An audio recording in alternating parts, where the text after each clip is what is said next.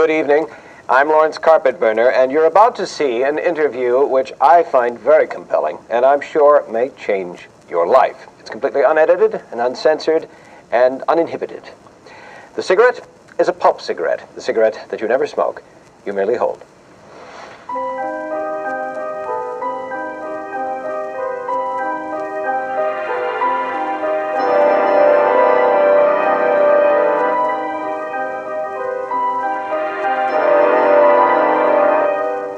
The time is not quite, I remember when. The city is New York. And tonight I put my elbows on the table to ask penetrating questions of one of the world's most flabbergasting characters. Today we meet Kurt Reid, American sailor, quick-tempered former mate of the ship Rangoon in Shanghai not too long ago. Mr. Reid was falsely accused of murder, was on the run from the Chinese death squads and the Japanese army both, and barely escaped with his life. Sir, welcome to the program. Thanks.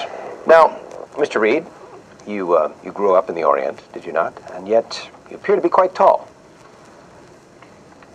Yes, I kicked all around Asia. Actually, I'm very familiar with all the ports in China.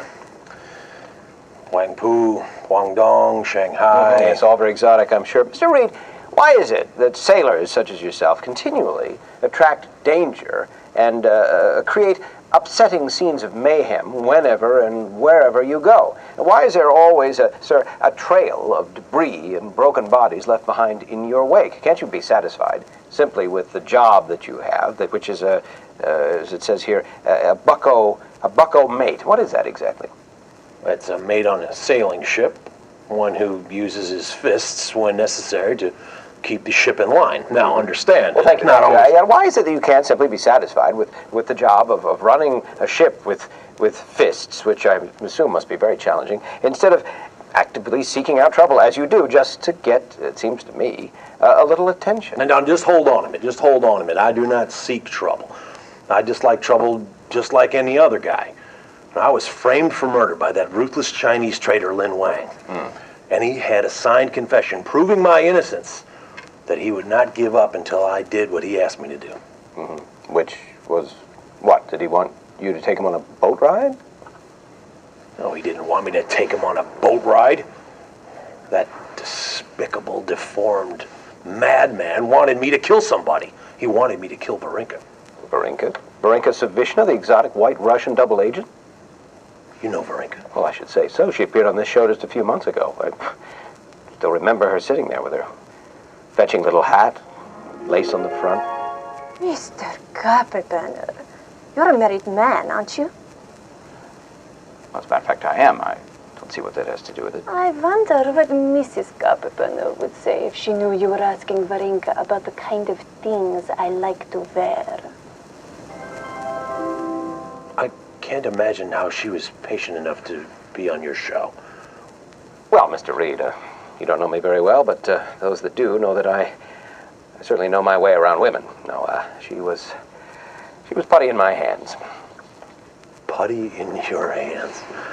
That is not the Varenka that I know. That's... Well, getting back to you, Mr. Reid. You know, Larry, why don't you just call me Kurt, all right?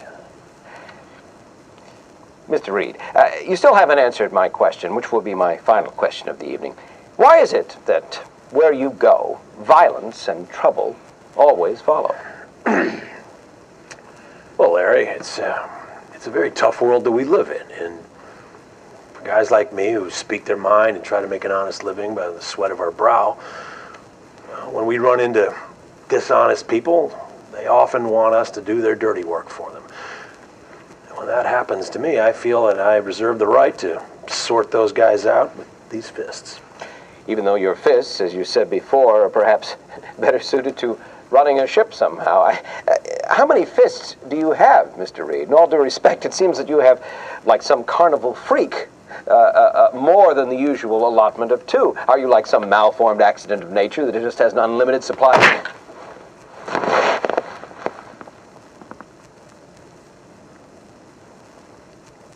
And our viewers can pick up the story of Kurt Reid in Spy Killer by L. Ron Hubbard, newly published in paperback and audiobook form, and available through Galaxy Press, wherever books are sold.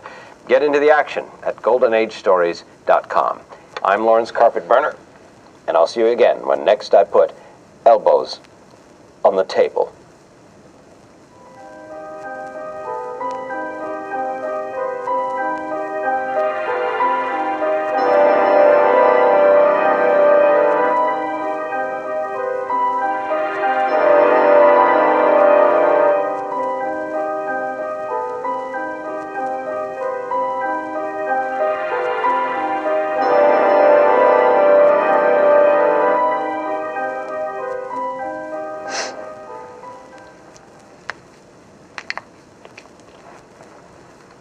That felt pretty good.